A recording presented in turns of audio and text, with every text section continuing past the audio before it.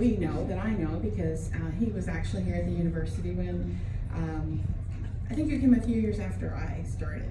So I saw him grow, and I saw him, his work kind of blossom, and I saw his family blossom, and I saw them continue to really strive and move on to an incredible job in Las Vegas. And Eric was always someone who was affable, and he was approachable, and he was at ease with faculty, and he was at ease with students. And he started to become a student leader, and on our AIAS student board. And things started to happen. Workshops started to happen. Fun things started to happen. Students started to really enjoy being part of the AIAS group. And I'm in interior design, so I wasn't a part of that group, but I could see all this happening. And so Eric was a leader. He was a leader in our college. He was a leader in his program of architecture.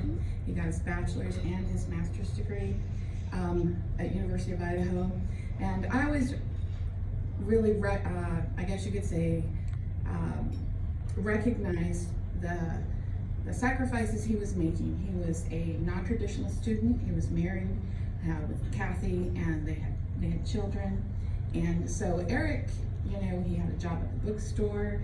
He was a hard worker, and he was able to accomplish his goals with all of that going on. And a lot of our students don't have that. You know, they can stay up at 3 o'clock in the morning in the studio, and I don't know if Eric did that, but I know that he probably might have to go home at some point.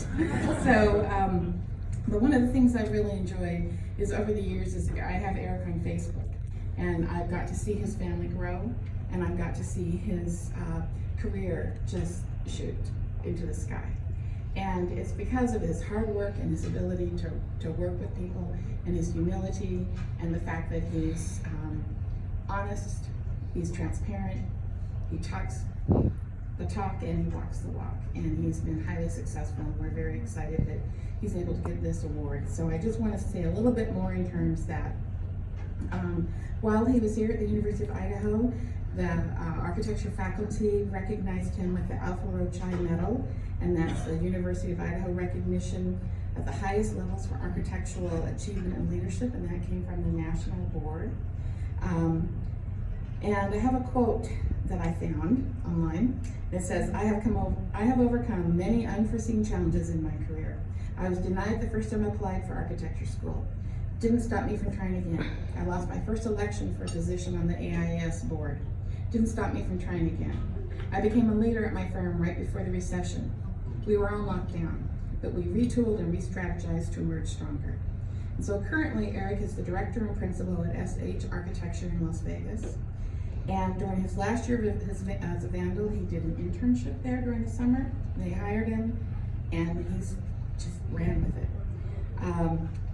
So he shows an unwavering commitment to community projects. One of the things that I really admire when I look at their website, when I see their feeds on LinkedIn and on Facebook, is the fact that they do so many community projects, and those projects are small projects, like planting a tree, their Christmas tree in their office.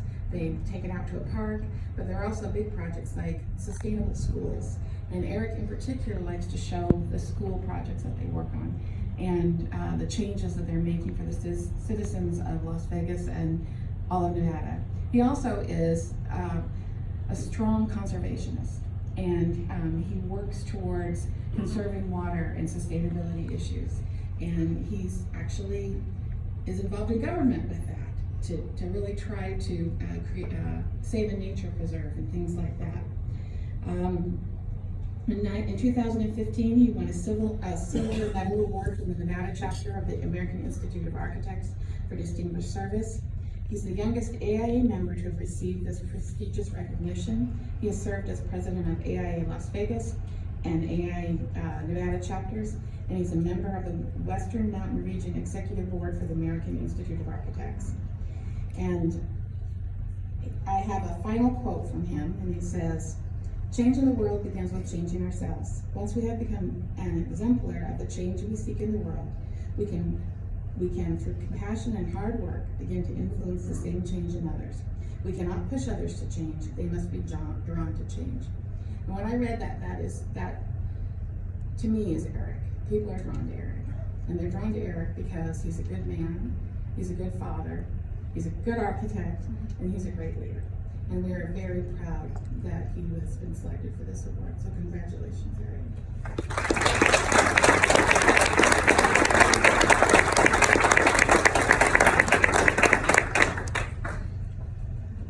Well, shoot, with faculty and staff like that, not quite sure if we should dedicate the grave or Patrick to continue with some remarks. President Staben spoke about transforming lives. And if I could speak to you perhaps about a June night in the year 2001, that was critical for me. The last rays of sunlight had finally left the sky, and the canyon walls seemed to huddle closer to the river and the road. North of us, a thunderstorm intermittently sparked the sliver of sky that appeared above the canyon walls. We were 60 miles north of Boise and moving fast. Soon, the Payette River and the pine forest had disappeared into the inky blackness. The only evidence of the river now was the sweet smell of riparian life that wafted through the cracked driver's side window that I had left open to keep myself alert. Next to me, my wife had begun to doze. Behind me sat my architecture portfolio. All my work cobbled together in a 3-ring binder and some photo slip sheets. I was in my mid-20s, already a husband and a father of 3. I had recently graduated from Salt Lake Community College. As Dean Corry mentioned, I was a non-traditional student. Right after graduation, I had been turned down in my application to the University of Utah. Now, since I was an elementary school kid, if you'd asked me, I'd have told you I'm going to be an architect. With the fervor of a kid with a foolproof plan, I could have told you, yes, sir, I'll be an architect. Well, I can tell you when that letter came that said, no, we don't think you will. Not right now. I was devastated. Well, I had one shot left to go, and I sent a letter to the University of Idaho, and they said, well, you're accepted to our school, you should apply to the architecture school. So I sent a portfolio. Well, you guess what they said? Nope. We don't think you're ready. And I thought on that for a week. They also said if you'd like to talk about it. So one Friday we gassed up the Kia Sophia, my wife and I, and we headed north to Moscow. And we must have made better time than I thought, because we arrived at 3 o'clock in the morning. And who's going to see me at 3 o'clock in the morning? Nobody. Chuck May. So we pulled just north of town on Highway 95, pulled off to the side of the road, reclined the seats, and tried to catch some shut-eye. And I can tell you a compact car really gains that moniker of compact car when you've spent the night trying to sleep in the driver's seat. We woke with the sun, stepped out, and we had great gratitude to find out that we could still stand up straight, piled back into the car, went and grabbed some Egg McMuffins, and we're on campus at 7 a.m. Still too early. We walked around campus, trying to tour campus to see buildings, get a feel for what Moscow was. The only thing I remember about that morning, that tour, was the thought of, what am I thinking? Who's going to see me? Some kid from out of nowhere with a portfolio that's already been shot down twice. I'm out of my mind. Well, 9 o'clock finally came, and I took my wife by the hand and took her back to the car. Got my portfolio out of the back, and I walked to the architecture building where I would face my fate alone. At that time, Bev Atwood staffed that desk. And she looked at me when I walked in on a June Friday morning and said, yeah, I think there is somebody here who might see. That person happened to be Bruce Hadley, who was the chair of the department. Bruce might have just been getting ready for his Friday basketball game for all I know, but there he sat in a ball cap and a pleasant face. And after an hour with Bruce Hagland, I not only had hope, I had a plan. I had a direction. And I walked out of that architecture building that morning, changed. Now, I wasn't accepted to the architecture program. There was no golden ticket with Willy Wonka waving it, saying, welcome, welcome.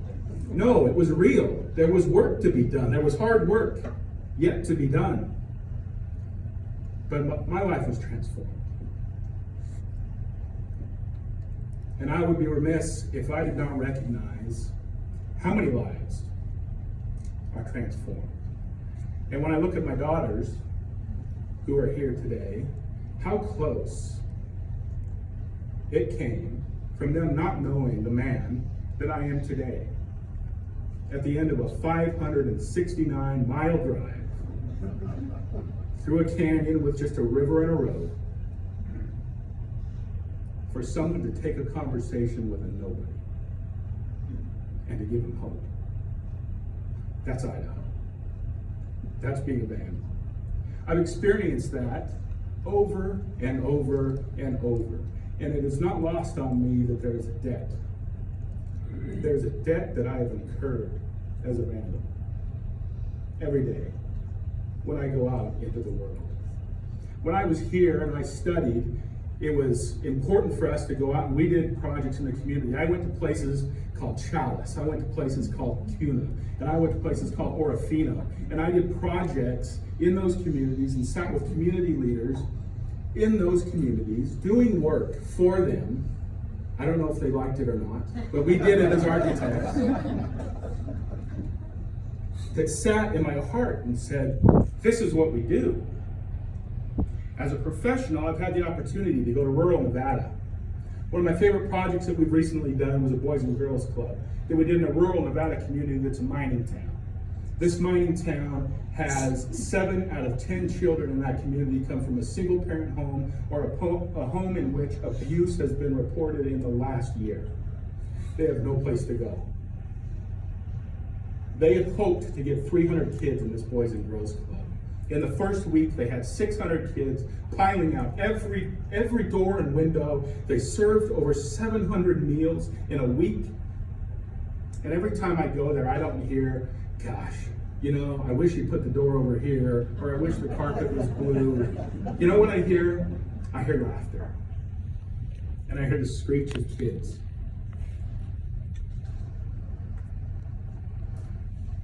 That's transformational.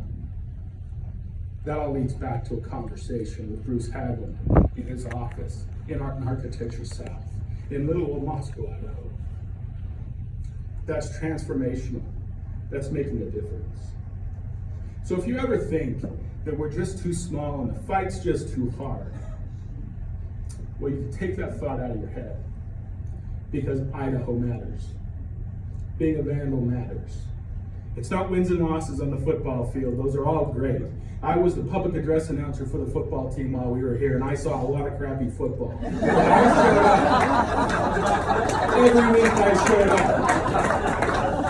The football boys showed up, and I showed up, and we went out there and we gave it our best, and that's what matters.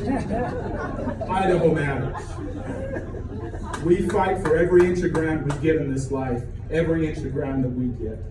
Look around you. Look around at the ground that this university was built upon, on the farmers that made this a place on the earth, the loggers, the miners, on why this is a place, the soil from which it was raised. There's a purpose here. I'm thankful to be a vandal. For you, Golden Eyes, I'm thankful for you. I don't know you, but you're part of my generational history of being a vandal.